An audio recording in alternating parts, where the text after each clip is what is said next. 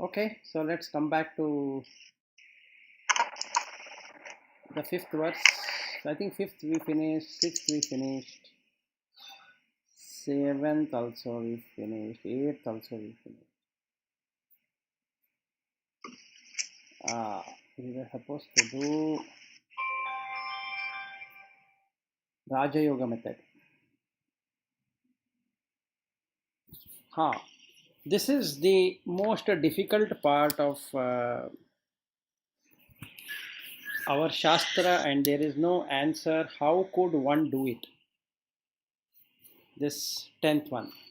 This is the missing link, even what Shankara found out, and that is how he was able to move away from that and create that Vivekachudamani as a link to do it. But again, that last part is missing. So here, the whole, what I can say, how to do it is missing, whereas in the once you implement Vivekachudamani, you will find that the last part is missing. Jump from Atmananda to Brahmananda. How do you do that? So let's first understand what this shloka is all about. He says, Prayana kale manasa achalena bhaktya yuktaha yoga balena cha eva bruhor madhye pranam aveshya samyak sahatam param purusham upaiti divyam. So he talks of four things. Which shloka is this? 10th. Of chapter? 8. 8, yeah. Okay. We were in 8 only, and this morning I was telling my wife about the same shloka. Okay. So you can just go through it since you have the book. It says, Prayana kale manasa achalena bhaktya yuktaha yoga balena cha eva bruhor madhye pranam aveshya samyak satam param purusham upaiti divyam. So he talks about 5 things that needs to be done. So this is called as Raja Yoga, king of all the yogas. But he doesn't say how. This is missing. And that is covered by Vivekachudamani in 1, 2, 3, 4. Or 1, 2, 3 basically. Volumes of Vivekachudamani. And the summarized version of Vivekachudamani is Bhajagovindam. In 12 Dwadasha Manjari, you should be able to get this Prayana Kale Manasachalena Bhaktya Yuktaha Yoga Balena. So let's understand what it means. Prayana Kale. Question comes, what is Prayana? What do you think is Prayana? Moving from one moment to another moment. Yes, moving, a prana moving from one to another. Okay, prayana. Yana is movement. Prayana is cutting and moving or complete movement. So when the kala comes, just like day ends and the night begins and the night ends and the day begins, that is called as kala. So you have 3 kala. One is morning and afternoon and evening. So the 4th kala is not known because the person is in deep sleep. So all the 5 senses and sense objects don't meet each other. So there is no experiencer. In this case, there is an experiencer, the mind. So now what he has to do at the time of movement, he should stop the movement. How it is possible? Manasa achalena. Chala is to move. Achala is not to move. So what do you think how we should be doing? If we were to practice like this, whatever we are doing today, how do you stop the moment and the movement in that moment? What do you think you have what is the strategy you are going to put in place?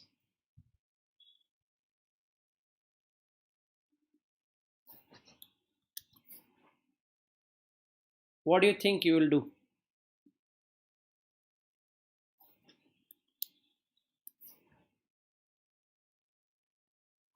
No answer? Silence. Silence is the answer. So this is where the missing is. So you need to really go deeper into Vivekachudamani.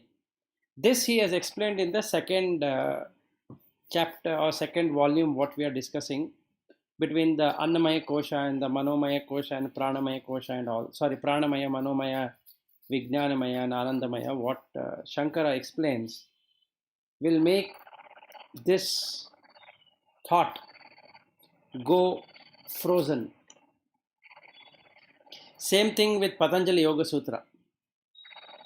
He starts with the first one itself. Yoga has chitta vritti nirodha. So you should be always in nirodha. Otherwise, rebirth is certain. So he says, Manasa achalena bhaktya yuktaha yoga balena cha eva. Bhaktya yuktaha yukti is with intellect, knowing what should be believed and what shouldn't be believed. That person has already experienced and has full faith in whatever he is believing, and he is having that bhakti, which is yukti related, not blind faith related or blind belief related. Okay. Yoga balena cha eva. By the power of yoga alone one can do it. How? Bruhor madhye pranam aveshya samyak. Keeping the prana in middle of the two eyebrows. The prana, apana, vyana, udana, samana will now come and stay at the Bruhor Madhya, which is the Agnya Chakra. So he has pulled up the entire energy stream and he has kept it in the Bruha, or near the middle of the two eyebrows. Satam param purusham upaiti divyam. So now he has fixed himself in the pineal gland. So now he can see the light, and the light will merge forever.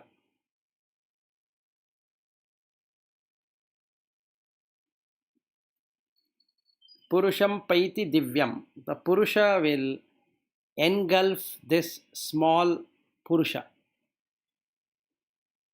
It will burn away that identity. Meaning that person is gone, no longer available. This is called as Raja Yoga.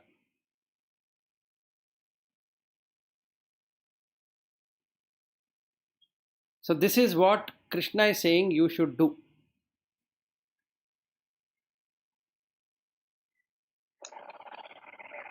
So Krishna is telling that we have to meditate, concentrating on the Agya Chakra. No, you have to build an ability in 5 things. 1, your thought should be frozen, no thoughts. Chitta, vritti is not there, right? So no thoughts, no ideas, no concept, nothing exists. First thing. Okay. And secondly, you should know what is real, what is unreal. And you should have established in real and given up unreal. And that is called as bhakti.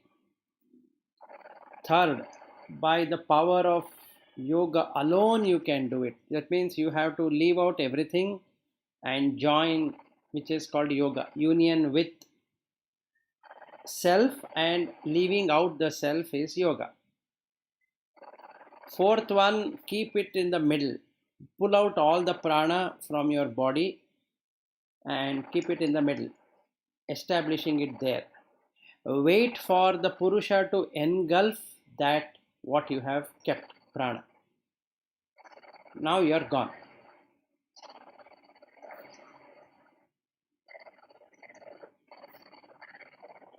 Now he doesn't say how.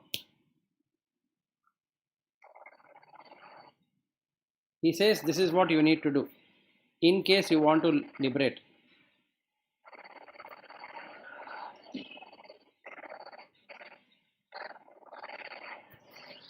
So there is no answer of how. You have answer for what you should be doing. This is what you should be doing. Now how is that? Now you have to believe in the God and saying that God give me strength to withstand the death and put my senses under control so that I can pull up all the prana and keep it in the middle. That's what you can do. But there is no thing called to work. And because Shankara started investigating into it and then he found out how to do it, he was called as Prachanna Buddha or a pseudo Buddhist who is re-changing or modifying what is there in the Shastras. So he was accused of doing it. Only two people in history has ever shown how to do this. One is Buddha and one is Shankara. There is no other who has shown how this can be achieved. They only say you pray in God and God will help you. But when will He help me? When will I know I'm dying? And how will I know I'm dying? And when is He going to come and help me? That answer is not there. They only say that you need to have good devotion, you need to believe in God, you need to have faith in God, you should know what should be done and what should not be done, and wait. God will definitely come. So only two people in history ever showed that you can do it on your own. Or rather, three people. If we take Mahavira also, he showed how that can be done. The Kevala Jnana, what you can get it. We can take the, if you take the Shramana Marga, Shramana means putting one's own effort. So there are three margas which were available from the beginning. Even today you have three. One is this Bhakti Marga, second one is Shramana Marga, third is Ajivika Marga. Ajivika means materialistic living. Okay. So they're called as Charvakas. They speak very well, they're very intellectual kind of people, but they don't believe in rebirth or anything. And they be there for this life and they say that nothing else will reincarnate or re-establish or rebirth. Whereas the God-fearing, God-following people are in devotion, bhakti and all that. They believe that God will come and do something for us at different stages of life. And there are people who believe that yes, God is there, but that the God will not do anything specifically for you. You have to do it for yourself. Nobody can come and do it for you. And that marga is called a Shramana Marga. That is one's own effort. Shravana or Shramana? It is Shravana, Shramana. So there are two Sanskrit words. Shravana is a word which started from 1400 AD onwards and otherwise called Shramana. Shrama. Actually, it was Shrama. Shrama. Okay, Shrama. okay. Shramana became Shravana. Shravana is to study. That's the reason we talk about Shravana, Manana, Nididhyasana. So this Nididhyasana is what is called as Shramana. Shrama. Got it. But Nididhyasana is not there in this Bhakti Yoga? No. Oh, this is only knowledge-based action. Yes. In okay. Bhakti Yoga, you have Shravana and Manana only. You study the scripture and you mentally rework on the scriptures and wait for the God to come and help you. That is Bhakti Yoga. So Bhagvadgita is more of a Bhakti Yoga than the Jnana Yoga. Jnana is provided, but it is more towards Bhakti. It leans towards Bhakti. Bhakti of the God. Okay. Whereas the Shramana Marga is pure working out, which is what Shankara is all about. And when Madhvacharya and Ramanujacharya came, they again went back to the Bhakti Marga. So now you have two paths. One is a Jnana Marga, one is a Bhakti Marga. One is the Bhuta Shuddhi, one is the Chitta Shuddhi. This Charvaka, that materialistic one, what do they finally get? End goal?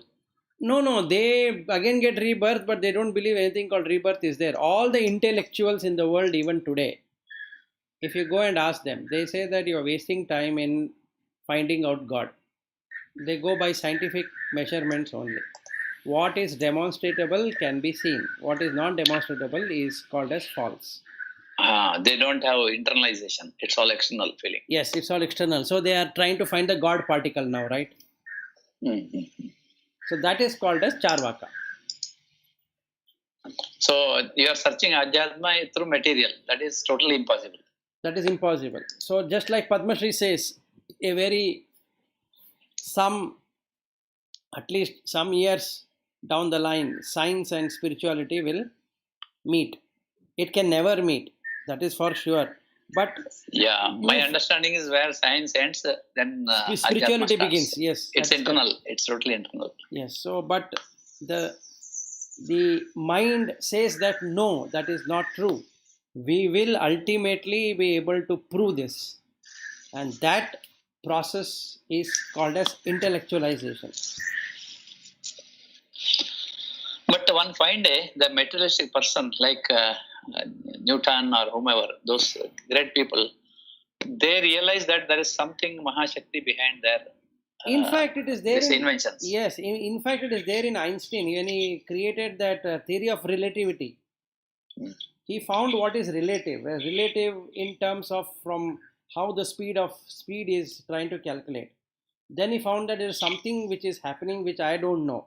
So he called it as a spooky at a distance. And that was the starting point for quantum or quanta. Okay. So I'm not ruling out the science is really waste or anything like that. They are doing good job. But it's more of intellectual capacity. You cannot give a scientific proof how consciousness exists. So where all they are failing, they are not able to understand how consciousness works, whether anything is called as consciousness, then how this intermingling of things happen, where is mind, what is mind, and how does it do it. So all these years they thought that mind is within the brain, and then they said brain and mind are different, but how does mind come into existence? Nobody knows.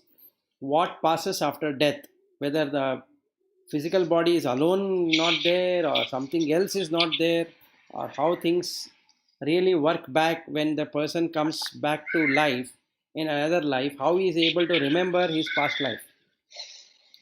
So many unanswered questions were there even earlier, is there now, and will persist to remain for eons to come. I'm not saying science is bad. No, that's not how it should be constituted. It is that you have these three existed from the beginning. So in that case, I understood the science approach. Between bhakti and Jnana. Shrama related. Shrama is clear. Nididhyasana based, knowledge based. Correct. So bhakti in Hinduism, in Christianity or in Islam, all are same.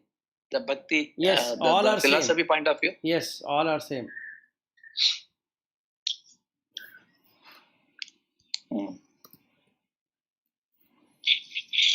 Have faith in God. Faith means unproven. Yes, faith is unproven. Not experiential. Not experience. Can be experienced, cannot be experienced, whichever way it is. But you have to believe in God to get into that state what Krishna is talking about. Only through this you can escape rebirth. But bhakti also, this other religions, they also finally reach moksha, right? Even though they don't have definition, rest in peace, soul. That's what they say. No, they say, but but no, finally they also reach, right? There are so many great people already reached. no, that is what I'm giving you clarity. Brahman. Realization is true in this life. Liberation is different. For them, there is no liberation at all in this life. You, They by go this up to only self-realization. self-realization. See, now by this definition, 5 things what Krishna is informed. Check it out and let me know.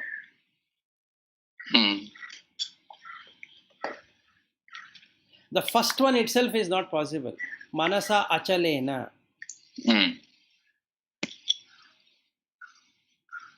With the mind that is unshaken. Unshaken, actually non-movement. Chala. Chala is to move. Mind is not moving at all. It is not moving anywhere. So there is no sattva, rajas, tamas. Yeah. So how is that possible? What is the step to be followed? That is there in Shankara. So Shankara is the only scientist in Hindu philosophy who gave step-by-step instruction on how to get into this Manasa Chalena. Before him, Patanjali existed. So he took a lot of things from Patanjali and modified it. Before him, Bhagvadgita existed, Upanishad existed, everything existed. So he modified to suit in such a way that a person can liberate himself. But the last jump he could not explain. He explained all the things. He explained how it should be done. So in that way, the greatest scientist of Hindu philosophy would be Shankara.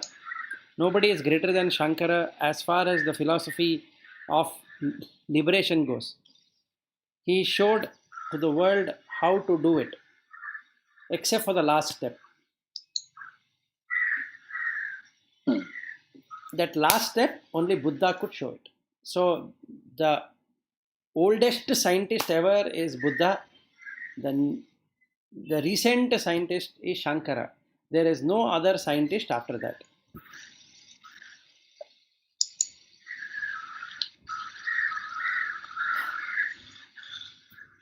Okay, these two people, what they have shown, they have given only knowledge, but their experiential thing is unknown to the people, right?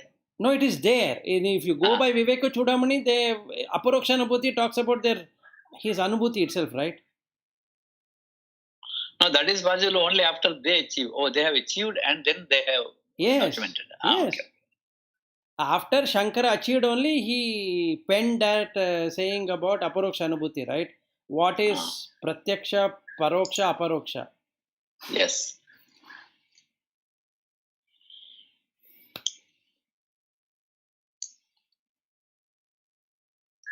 So, there ends the crux of the 8th chapter. Then after that, he talks about what happens with the karma and all that.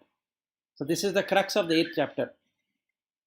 How to relieve yourself from the body and mind at the time of death.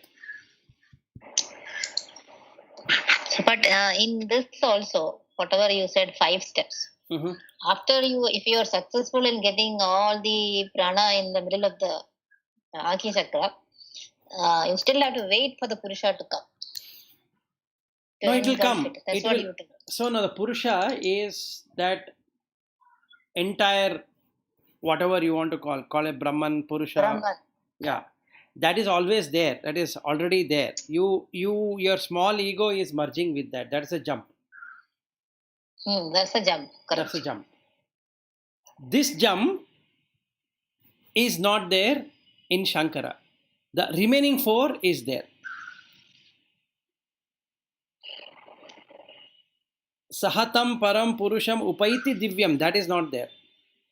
He jumps, but he cannot explain how did he jump. It happens automatically. It happens automatically, but Buddha was able to say how to do that. So he said that there is nothing called automatic in this life. Here are the steps.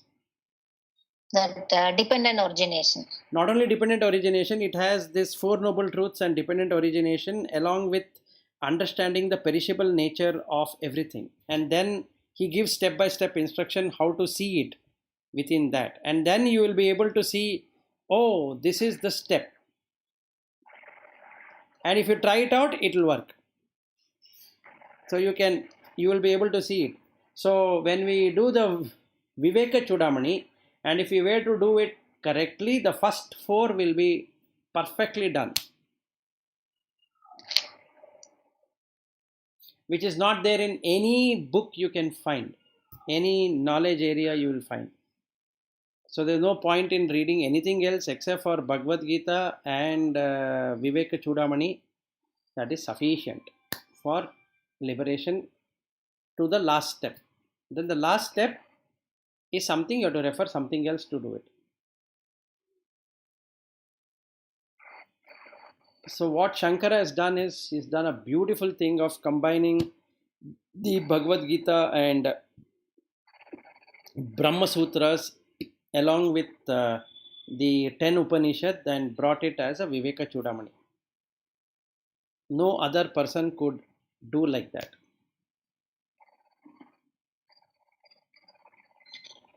So he could have taken the last step from Buddha also and kept it, put it inside that. No, he did that with Rupa and Nama and Rupa. That he got it from Nagarjuna, but then he could not document it because that is what Aparokshanubhuti talks about, the rope and the snake and the pot and the clay. Yeah. The problem is you have to drop the clay also. That he doesn't say how to do it. See, coming out of pot is difficult, but you can master it. That means you can cut all relationships. That is the pot. But you will still hold the clay. You have to drop the clay also. That is this one. Sahatam param purusham upaiti divyam.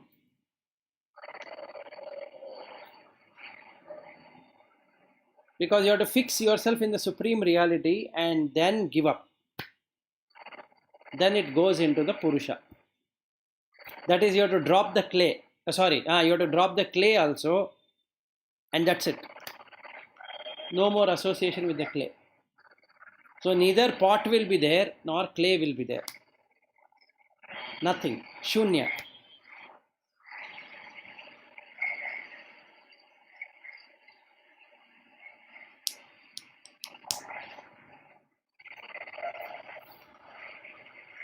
This is the most difficult of Raja Yoga. And the best one for liberation.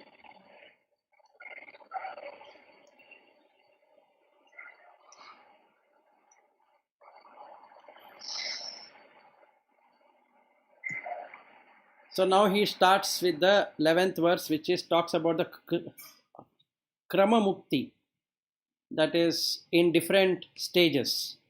Yadaksharam Veda Vido Vadanti Vishanti Yadyatayo Vitaragaha Yadichanto Brahmacharyan Charanti Tatte Padam Sangrahena Pravakshye. Yat Aksharam. Akshara is imperishable. Veda Vidaha, what the Vedas talks about, and the knower of Vedas talk, Vadanti. Vishanti Yataha Vitaragaha. So now what we need to do is, we need to cut out, first and foremost thing is the raga, attraction. With attraction not being there, the polarity goes away. So if you drop raga, dvesha will go away. And there is no moha. So Vishanti Yataha Vitaragaha. This again is not there in Bhakti Marga, but it is there in Shankara. So when he talks about the Shravana Manana, he talks about how to look at the raga. Yat Ichantaha Brahmacharyam Charanti. Now this Brahmacharya is the one, this body is there for Brahmacharya, not for anything else. So a person should be able to investigate into Brahmacharya, and that is there again in Vivekachudamani. how to establish brahmacharya. And tatte padam sangrahena pravakshe. That goal I will declare now for you. So he says this is there in the Vedas, and this is what the ascetics will do. Vishanti yat yataha vitaragaha, they come out of their desires for attraction and repulsion tendencies. Yat icchantaha brahmacharyam charanti, so they get interested in brahmacharya than associating with the world. Tatte padam sangrahena pravakshe, now I will speak to you about that. So now he says what are the things he wants to talk in 12 and 13. Sarva dvarani samyamya manaha hridi nirudhya cha मूर्धिनि आध्यात्मानः प्राणम आस्थित्य योग धारणम.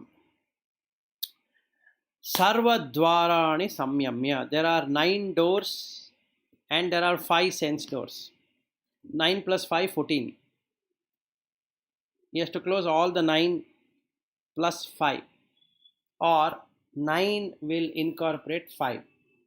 Whichever way a person can take. All 5 sense doors has to be closed, or the 9 doors have to be closed, or 14 doors have to be closed.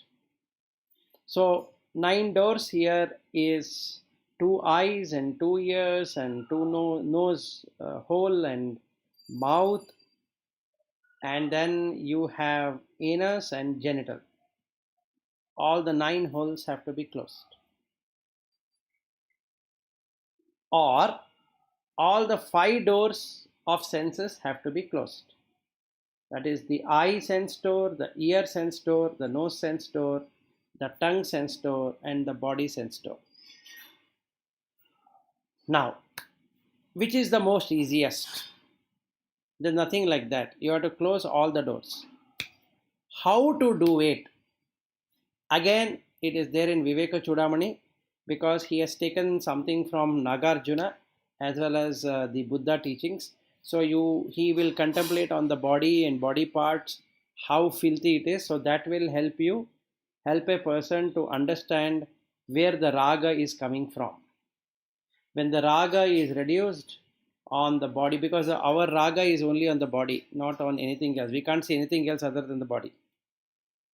So now we can see that this holding of this body itself is not the right thing to do. So having closed all the doors, manah hridi nirudhyacha, manah mind, hridi in the heart, nirudhya, niruddha, nir is to cut, uddha is to arise. Establishing the mind in not arising anywhere else other than the heart. Meaning his heart disengages the mind. Murdhini adhyaatmanah pranam. Having fixed the life breath in the murdhini. Murdhini is that shikha where you have that has murdhini. So you have to establish the prana there. Astithya yoga dharanam. They engage in the practice of concentration. So they take that as an object of concentration. How? Now he says, Om iti ekaksharam brahma vyaharan mam anusmaran yat prayati tyajan deham sayati paramam gatim. Now he uses both the Jnana Yoga and the Bhakti Yoga here. So he says using Om, that is Aksharam Brahman, because it is there everywhere. Vyaharan mam anusmaran. This Vyaharati is that how that ma gets established. The Vaishvanara, Taijasa, Prajna, Turiya, all the 4 states. Mam Anusmaran, establishing and seeing in me.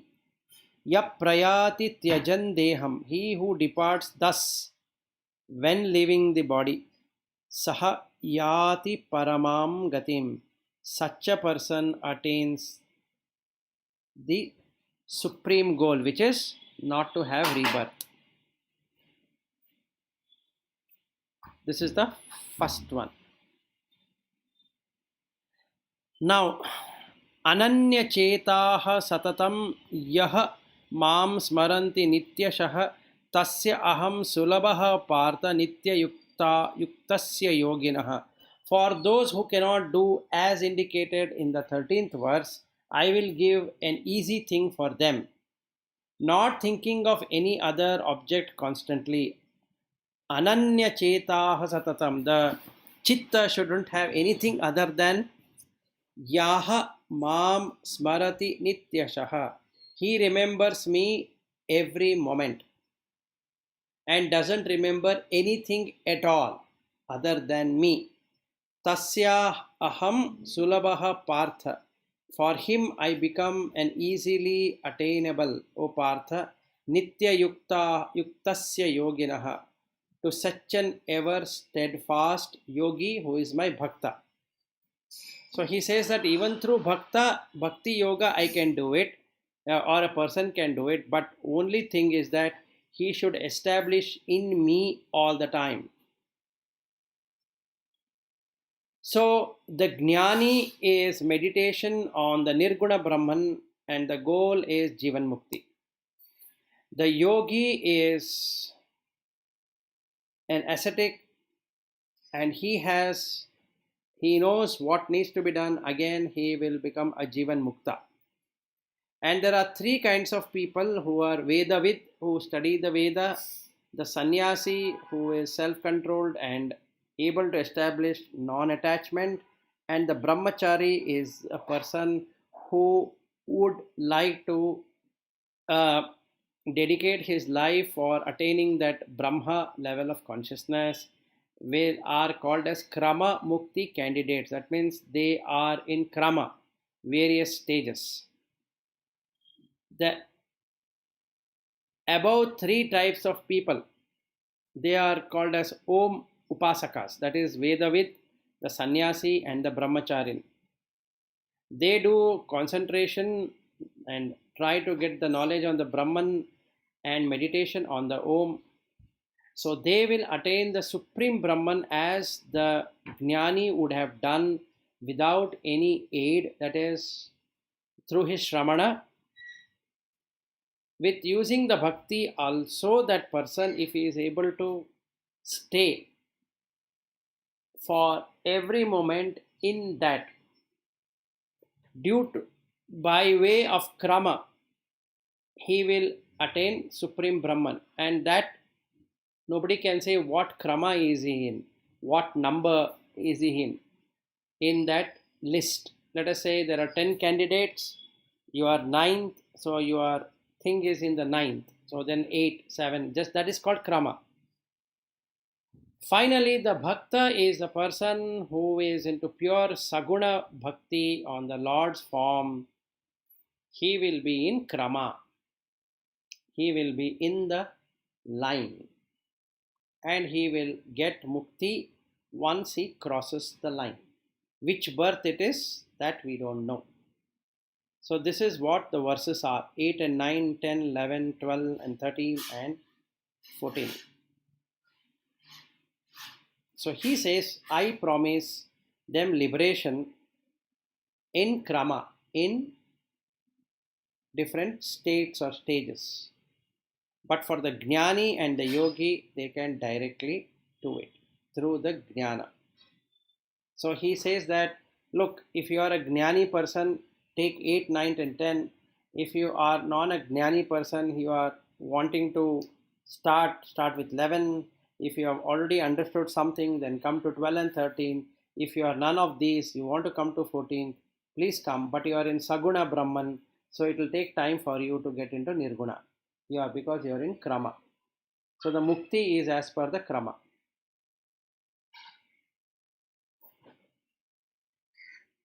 Any questions?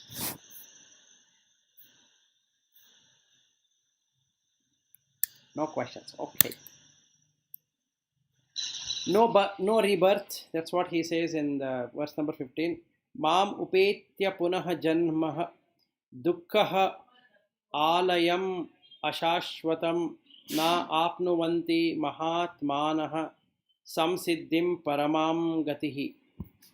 Having attained me another birth in the dukkha alaya. So now the problem is that we don't see dukkha at all. So that is the first problem we have. This is for people who have seen the dukkha. So myself and Lata, we had spoken about Buddha some time ago. So then she was saying that he talks about suffering. But now Krishna also is talking about suffering. That is, you first need to see suffering.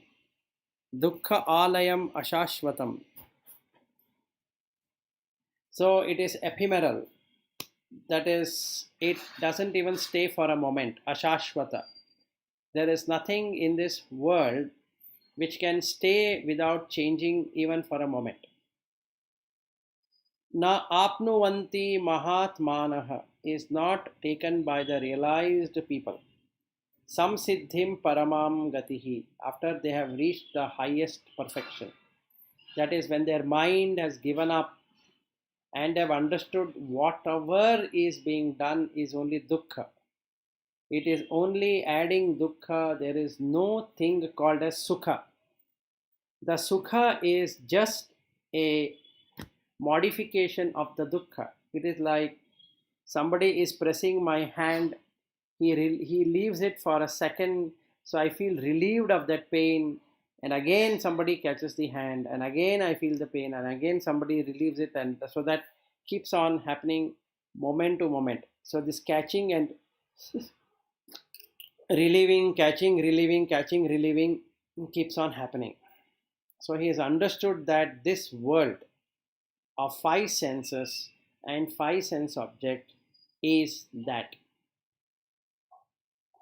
So using Vivekachudamani, we can then see that this madness can be come out. People can come out of this madness of holding on to the five senses and five sense object, and that's exactly what he shows in the chapters where we are looking from the Annamaya Kosha, Pranamaya Kosha, Manomaya Kosha, and onwards.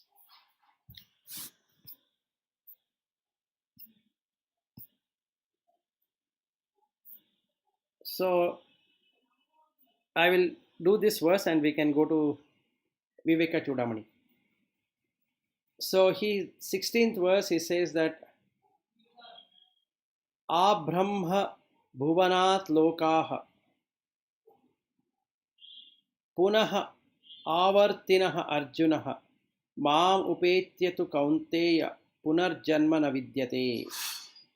Now he says that world from the hell realm to the Brahma realm. Bhuvanat lokaha. Bhuva is earthly existence plus other existences combined.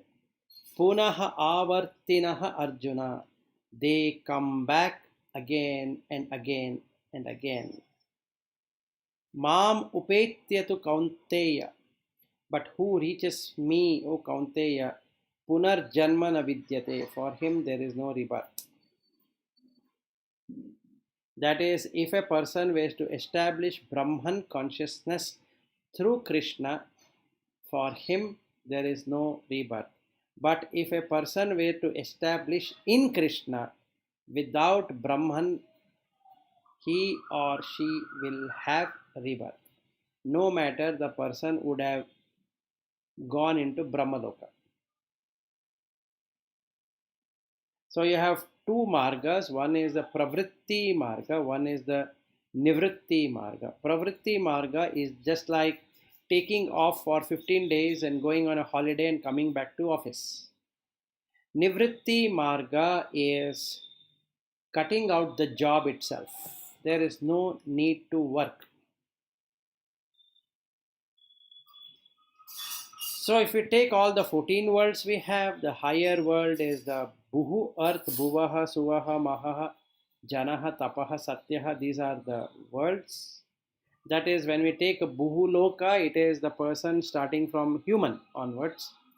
The lower world is Atala, Vitala, Sutala, Rasatala, Talatala, Mahatala, Patala.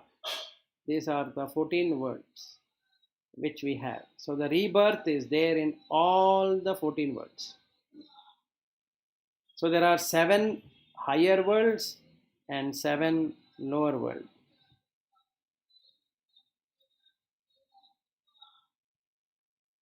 Krama Mukti people, they go to Brahmaloka, enjoy their merits, and if they are lucky enough, they get liberation from Brahmaloka without having necessity to come to human life. But if that is not true, for whatever reason, it depends on the chitta. If the chitta starts operating, they again come back to the human or animal realm of existence, or even they can go to Patala level of existence, and they again rework to come back to human existence, because human existence is that transition to the higher realm or to the lower realm or to the same realm.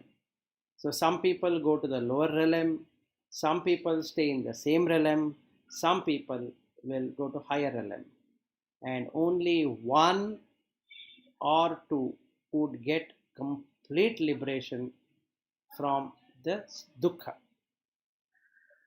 So self-realization is definite through the path, whatever we have taken. Liberation is different altogether.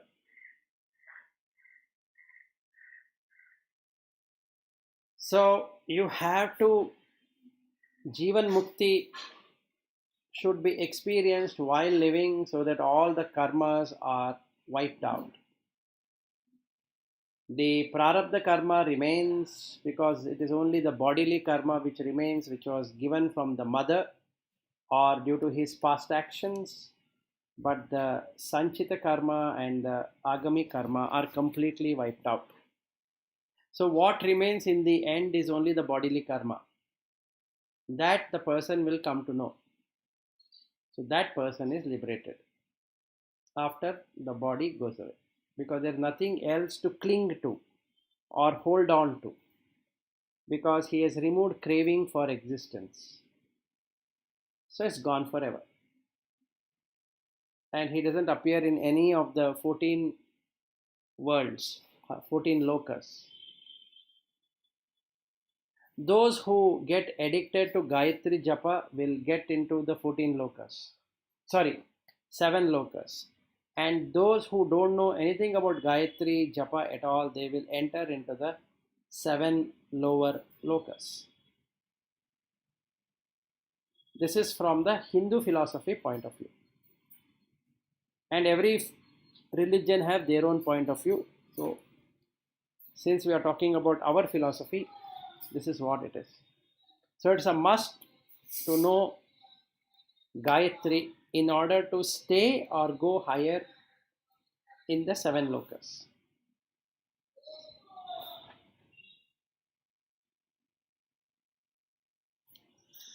I think with that I will end on this. And tomorrow we can take the yugas. What yuga is, which one, and how it looks, and all that. Any question?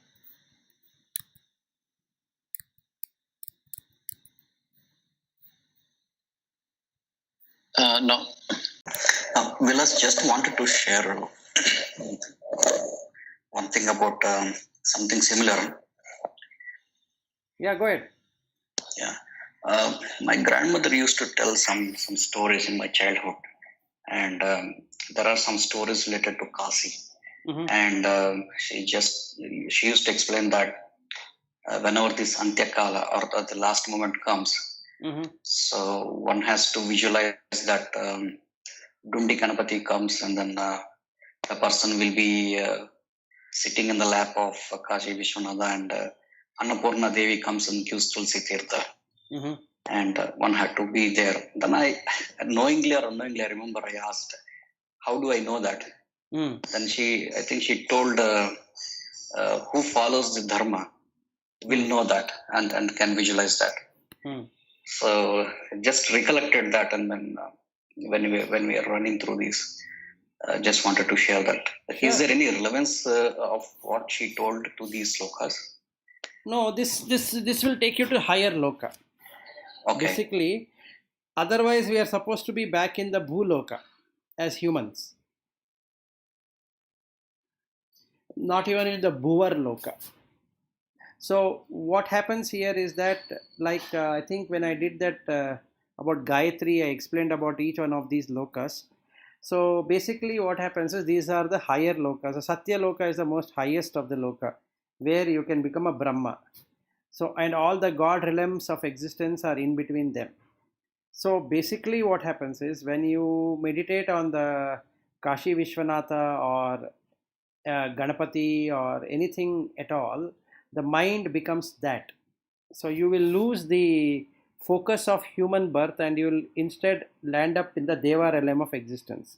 Just like many communities, what they do is after the person has departed, let us say is departing, not departed, is just almost departing, they start uttering Narayana, Narayana, Narayana, Narayana and all that. So what happens is that the ear is the last one which will go out. So if that mind can establish itself in Narayana, then the person will be reborn in the place where Narayana exists. So instead of coming to the human realm of existence or to any other realm of existence, they ensure that that person, instead of suffering in this loka, enjoy the good part in those lokas. Okay, this is how it is done. So that is the relevance. So at the time of death, how do you come to know the time of death? It is like, you feeling breathless, or you're feeling continuous coughing, and or something is happening. That is, it is a slow degrading process. But what if just like my mother was walking and she died, and that only she knows. So if we have to consider both of them. That is a slow dying process and an immediate process. Irrespective of the process, one should have established in that God or whatever all the time, because you don't know when the death is going to hit that person. So this is a general saying. Even in the there is this in the similar line, in that this Tibetan tradition, they have this Tibetan Book of the Dead, which was given by Guru Padma Sambhava. So there are 49 days. It takes 7 into 7, 49 days for the body to be given to that being.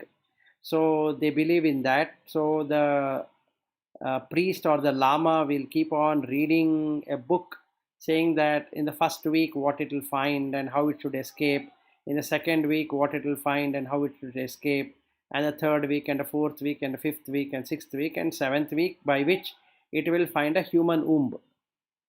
So then it should accept the human womb and then come back again to continue its journey of exhaustion of karma.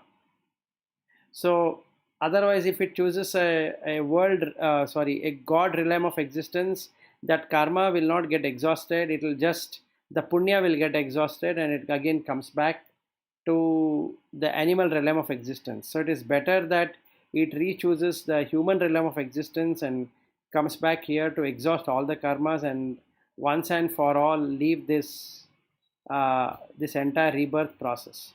So Sri Hari, what your grandmother has said and what other traditions also says are the same thing. So you will come to know as per dharma, whatever dharma you are following.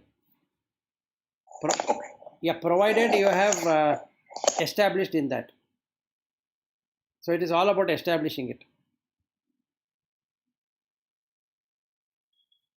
Okay. Okay, Vasyango. Sure. No problem.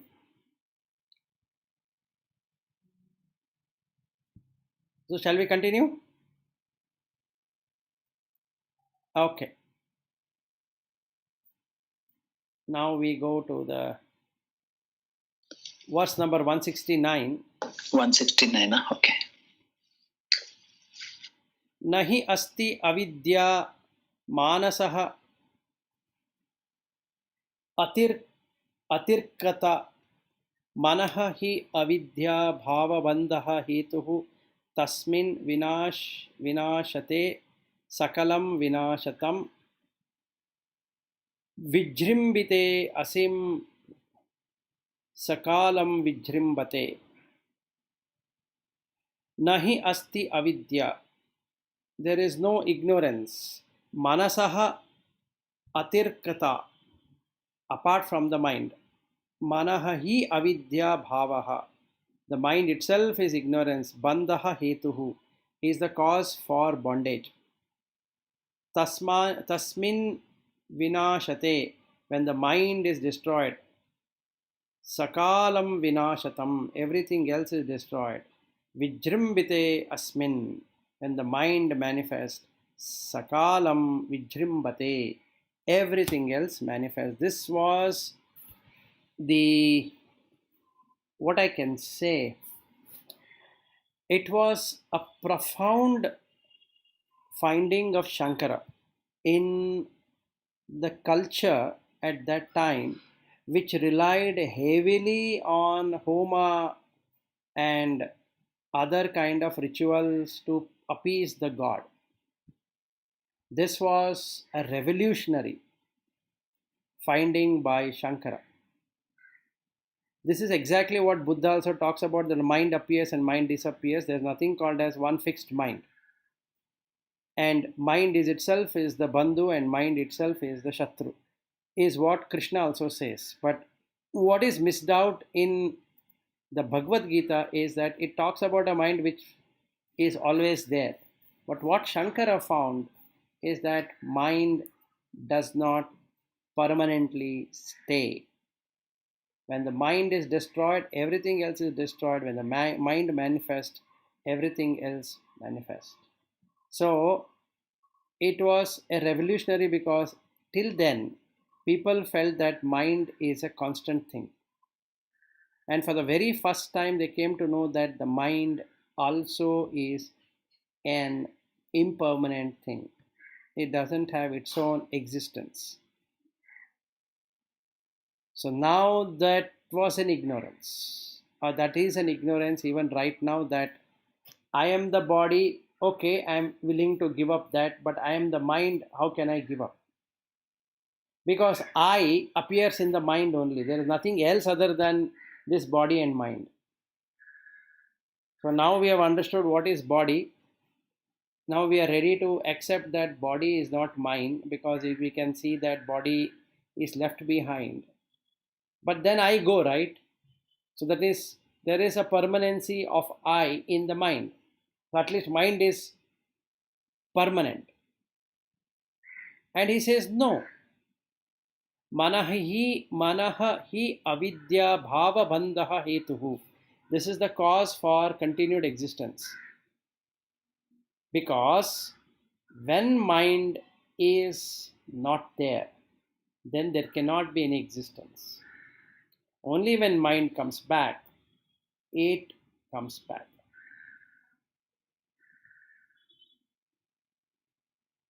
So, what should be done then? You should leave the I in the mind. Mind appears, mind disappears. Meaning the thought appears, the thought disappears. You don't have anything to do with the mind, because that you itself is an illusion. It is a third party thing. It doesn't exist on its own. As long as the consciousness exists, mind exists. If consciousness doesn't exist, mind doesn't exist. So he says in 170, Swapne artha shunye srijati swashakte swashaktya bhoktradi vishvam manah eva sarvam tatah eva jagrati api na u visheshah tat sarvam etat manasah vijrumbhanam. He says, in the dream state, though there is no sense object, swapne artha shunye, the sense object is shunya, not there. Srijati swashaktya, the mind can bring out the object on its own. Bhoktradi vishvam manah eva sarvam, enjoyership and doership and the Vishwa, the world and the universe. Manaha eva sarvam, all of this exists only in the mind, not really there outside. I am enjoying, I am doing, and I am in this world. Thus, all these three are called as avidya, ignorance. There is no thing called as bhoktradi, enjoyership, bhokta adi, and doer, one who is doing something. I am doing this, I am eating, I am sleeping, I am washing, I am talking. All those are mithya and also are mohaspada.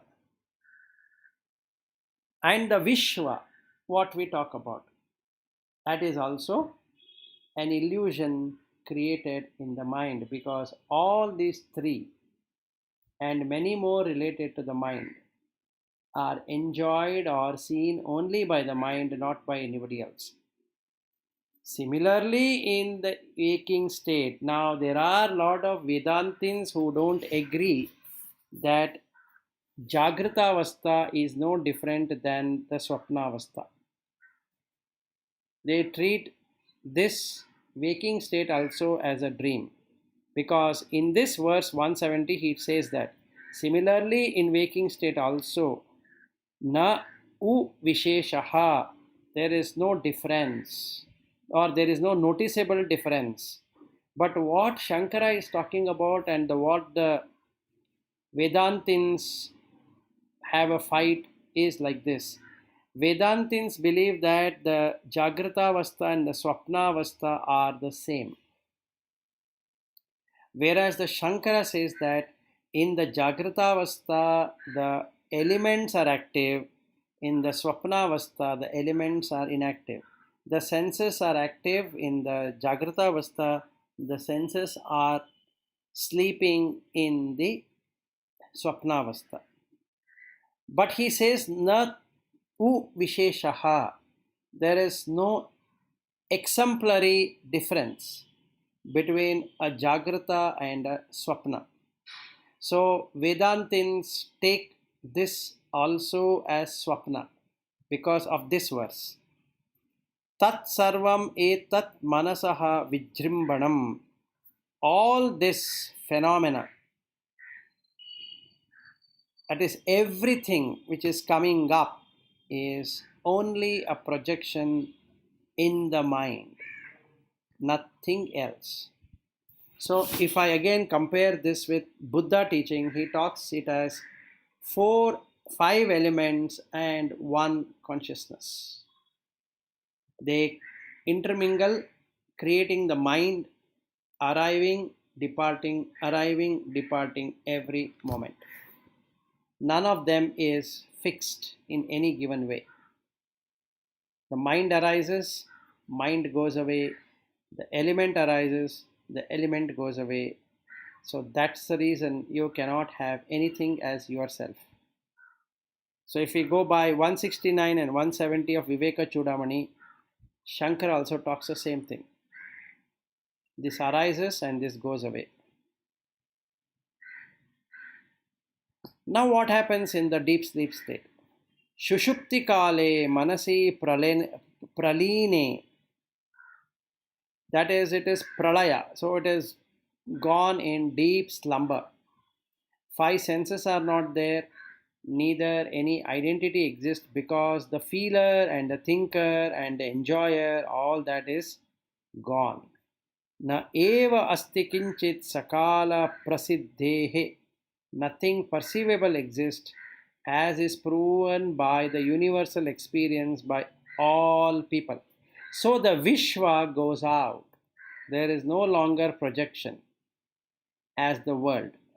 With world not being there and projection not being there, all the relationship like wife and son and daughter, job, company, car, place, possessions, all are gone. If somebody were to wake up into this state, is called as Turiya. Shushupti, next state is Turiya, wherein this state is established totally. So he sees the world now as Shunya, doesn't exist. Ataha manaha kalpitaha eva pumsaha, therefore created or imagined by the man, by the mind of the man. Samsara etasya na vastutaha asti, is this entire transitory world of change. It has no vastu, that is, there is nothing to hold on to or show as reality. Asti. It is actually na asti. It doesn't exist. So no matter how much we search for a husband, how much we search for a wife, how much we search for a son or a daughter or house or a job or whatever it is, they are all nasti, na asti. In the waking world of all beings, they create this reality and go behind it without understanding that they are really not there. So, as long as we cannot come out of this Maya explained in 169 and 170, Shushupti is an ignorant state of the mind, where I will say I went to for a deep sleep. I don't know what I did. I had such a nice sleep. And every day the world goes through this dissolution again and again and again and again. And every day morning when he wakes up is a rebirth. Again he dies in the deep sleep. Again he wakes up in the morning. Again he remembers all that he did yesterday and what is he going to do today, what is he going to do tomorrow and all that. Again goes to the sleep. He has some dreams and then goes to deep sleep state, and again he is dead. So the birth and death cycle is happening at least once every day in 24 hours time. And still people feel that I am going to die at age of 90 or 80 or whatever. Or when my children are very well established, when they get job, when they get married, or when they have grandchildren, or when they have children, and we will be grandchildren, we will be enjoying and this and that. Not realizing that from the time of the birth onwards, the child, so-called infant, is undergoing this journey of waking state, Jagratavastha, Swapnavastha, Shushupti, all the time, in all the days. There has not been one day when that person did not go into the dissolution state at all. This is called as madness. Now from yeah, go ahead. Vilas, Yeah. what happens to this child when inside womb? For example, we have the daily cycle every day, morning, evening, and like sun. Every one rotation of Earth, we also have one cycle. How about the child inside the womb? The child inside the womb goes through the same process. It's just the body is coming up, but that mind is going through the dissolution and coming back and dissolution and coming back all the time. it will be remembering the old memories. Yes. Memories. Yes. It would be. And inside the womb there is no any experience, right? There is it no is experience. Only memory. Only memories, and it will be, see, from the 3rd month onwards, or rather the starting of the 4th month, the child is able to feel. So whatever the mother does, it can feel. Whatever happening in the stomach, it can feel. The heat, it can feel. Everything can be felt. Other than, for example, if mother is listening to a good music, the child also feels, or child also listens parallelly. Child also what listens. Is that process? I heard that mother, that during that time mother should listen to something good thing, so that the same samskara will come to child. Yes. From where the samskara starts? Samskara starts from the 3rd month onwards. Uh-huh. And the samskaras are the bhava samskaras, that is, it has taken up the existence. So in the first day of the conception into the womb, or first minute of conception into the womb, so let us take from there, the intercourse has happened. Let us say that woman body has accepted, and the mutation starts, and then that mutation, it once becomes the sperm and the egg starts mutating into 2 cells, and 4 and 8 and 16 and 32, and gets into the blastocyst state. That time the mind is also established along with consciousness, but it is not in a manifestable state, meaning it doesn't have the 5 senses. By the turn of the 1st month, the senses starts to take shape, but they are not in an expressible condition. The 2nd month onwards, the body is getting formed in a better way, so the senses can take its possession. And the 3rd month, the mind takes possession of the entire sensing ability. So now it is ready for sensing. So when we say it can feel, it is part of sensing. So the 4th month onwards, the child, now the mother is listening to some rock music, it can hear. But if its pura samskara is of rock music, it will start enjoying the rock music in the mind. So it will start getting those memories of its past which were rock music. Or let us say if the mother is alcoholic, and once that alcohol enters into the bloodstream, the child also will get that alcohol, and the mind starts enjoying alcohol in the 4th month. If it is samskara is that. If not, then it starts hating it. But it can't do anything. So it will have this raga dvesha happening from the 4th month onwards. Something which is happening externally, it either likes it or dislikes it. Likes it, dislikes it. Till it comes out of the womb. This is the same process which gets continued without a break. So this is how the vasanas get re-established based upon what the mother is doing. So if the mother is very nice, divine, or is doing a lot of good deeds, the child, even though is of a bad deed kind of a child, if it has some punya phala, that will come on the surface. So it will be remembering all good things it has done in its past life. Mm-hmm. So the DNA is already there, but now the samskara will start happening during this period. Yes. So it also, DNA is same. Yes, and it also depends upon the mental state of both the husband and the wife at the time of intercourse.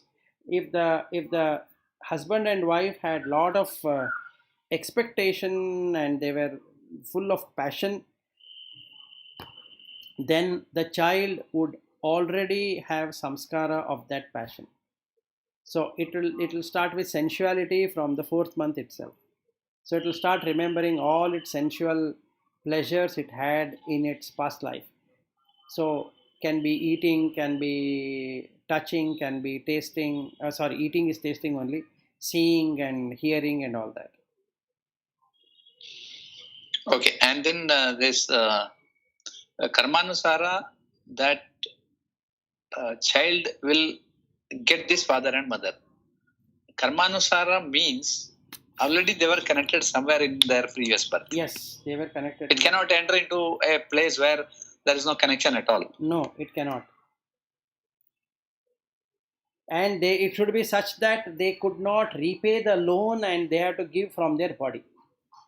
Mm-hmm. Yeah, even in the transaction world, yes. From there they can enter into the family world. Yes. So my parents had done something like that to me, and I have done something like that for my son. And since I had only done... Vilas, one question I have at this point. Yeah, sure. But all these things are circular, right? But yes. Then when was the first time? No, there is no answer to that, Lata. Sorry, Padmashri, there is no answer to that. How did the Vasana start first? This is the basic problem of all of the spiritual books. You will never find from where did Vasana start, where did Karma start, and how did Samskara happen. But one thing is true, there is no Adi, but there is Antya for yes, this. You can create an Antya. Right now you can create an Antya. There is no point in going back and searching how this whole thing happened. How did Vasana? There should be something before the Vasana. That is Avidya only.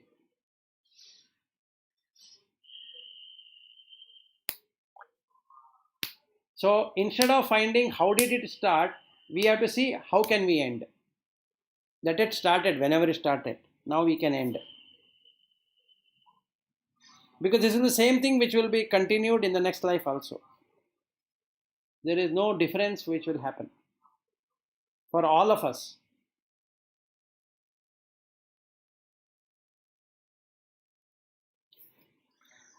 So Padmashri, I don't have an answer to that question. No problem. We'll continue. Okay. One professor gave me answer for this, Sanskrit University, that this is Bhagavanta's Leela. Yeah, that is the only answer we can give also. Why he wanted to do Leela, I don't know. But really, if you see, we are going back to Brahman. That means Brahman is a much bigger one. So he might have had some sankalpa. Out of the sankalpa, all this can happen, right? That means one portion of his might have come out, and again it is going back to the same place. No, the question comes why? Because human mind is an why there is no answer. The intellectual mind will say that no, there should be some answer to that why. Why did he wanted to enjoy? Knowing whether he is not karta, he is not bhokta. So yes. There is no question of anything there. Yeah, there is no question of anything. But why is he doing it in the first place then? What is he getting out of it? And for that there is no answer. Yeah, even if you say it is for fun, that is also a purpose. But yes. There is no purpose. But there is no purpose. So then why are we doing something which doesn't have a purpose? And why is Brahman doing something which doesn't have any purpose? This is the funny problem. But that is the truth, right? Our existence is the truth. Existence is the truth. But that is only temporary existence. There is nothing called existence. So Satchitananda, that Sat doesn't apply to us at all, because you are not in Sat, you are in Asat. Mm-hmm. In the mind you cannot think of Sat. Sat is a Sat without mind. Yes, Sat is Sat without mind. And that cannot be experienced which doesn't exist. Or which doesn't exist cannot experience what is existing. That's a better way to put. That which is dependent on something else cannot experience what is independent, right? So Asat cannot experience Sat, which yes. means through brain I cannot experience anything. Yes. Only Sat can experience, but that will not be known to Asat. Because Asat is part of Sat only. So that is how Advaita works. No. One question. Who is experiencing? Experiencing is not by Brahman. Experience is by this mind only. Yes. Mind experiences dissolution. And that is yes, what is called as moksha. Since the mind doesn't want to get into dissolution, there is always Maya. See, what is coming out of Maya? Coming out of Maya is accepting the dissolution, and the mind dissolves before death. What is Maya? You stay separately, that is, the mind stays separately of dissolution and trying to evade the dissolution. So it keeps on coming back again and again and again, that's all. So Asat is pulling energy. Yes. And then Asat will manifest in a different forms. If there is no energy with the Asat, there is nothing. There is nothing, yes. It is the light. See, there is a light coming into the room. And the room is like that shadow keeps on going different places. And each of those shadow is each person. Yeah. Before that person manifested, it was zero, right? Before you and I or anybody were born, it was zero. Or rather, when you were born, but I was never born, right? By the time I started my schooling, you already would have finished your degree as well. Not degree. We are around, you are 58. So 10 years. So 10 years in the sense that when I was born, you were 10-year-old. So going into 5th standard or 6th standard, let's say. Yeah. Or rather 4th standard, whatever standard that is. So, when you existed, I was not existing. Right? It is unmanifested. So, if somebody would have asked, then does Vilas exist? It is Asat, correct? And now let us say you die and then your whole existence from the time to your death is Asat, right? And after death, it is again Asat. Yeah, it's only mind. Yeah, it is only mind. And the mind has been changing every moment. Yes. So what exists then? Now, charging to the mind is a Sat. That's correct. Mind itself is a Sat. Mind itself is Asat. That means our existence right now is Asat. So basically what exists is Asat, which exists in the light of Sat. Yes. So Asat cannot see Sat, but Sat knows Asat. Got it? That's all what it is. So even before you were born, you don't know what you were born as. Now you are born. When there is born, it is like a shadow. It keeps on going away in the light of Sat. And at one day, that light will end. So it becomes complete darkness. So initially there was darkness. Middle also there was darkness. And ending also is darkness in the light of Sat. So the mind will never come to know that something of Sat exists. Only when it gives up its existence, it can see that there is something called as Sat. So that is the experience. So mind experiences dissolution. That is called as liberation. The thing of realization is mind will know that it doesn't have a power of its own. It is on a borrowed power. So there is no point in doing whatever it is doing. And that is called as realization. So that is called as Atma Jnana. That means the Prakriti should stop dancing unnecessarily. No. Prakriti will be dancing. The mind also was dancing. Now the mind becomes Sthita Prajna. It gets frozen. It doesn't jump along with the Prakriti. So mind is dead for all practical purposes. Yes. When mind is dead, it is liberated. Mind itself is liberated. There is nobody else to liberate anything. Because the consciousness existed without mind. Yes. Now consciousness will remain to exist without mind. If there is no mind, means there is no prakriti need for indulging with prakriti. Correct?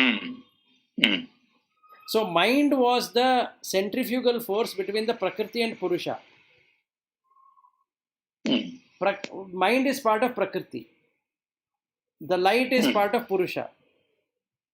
Now the mind not being there, there is no interest for purusha to marry anything about prakriti. So prakriti remains as prakriti, purusha remains as purusha. Because there are no vasana, there are no samskaras, there are no karma to bind the purusha to existence. So there is no raga, dvesha, moha. Yes. So it gets liberated. What gets liberated? Mind. No person. Mind gets liberated. Yes. Jiva. Other day we said Jiva is liberated. Yeah, the Jiva is Jivatma. Jivatma is called mind. Huh? Okay. No. Jivatma is that one which is giving life to the mind, right? So now that doesn't have to give any more life to the mind. So in a contextual sense, we say Jivatma gets liberated, it merges with Paramatma. Meaning that reflected consciousness no longer required to be a reflected consciousness. Because there is no bucket, there is no water. The problem started because there was a reflection on the bucket. And bucket first said it is my moon, and mind said, no, without me there is nothing called as moon. So I am the moon. Yes. So now the bucket is not there, the water is also not there. So where can the moon now appear?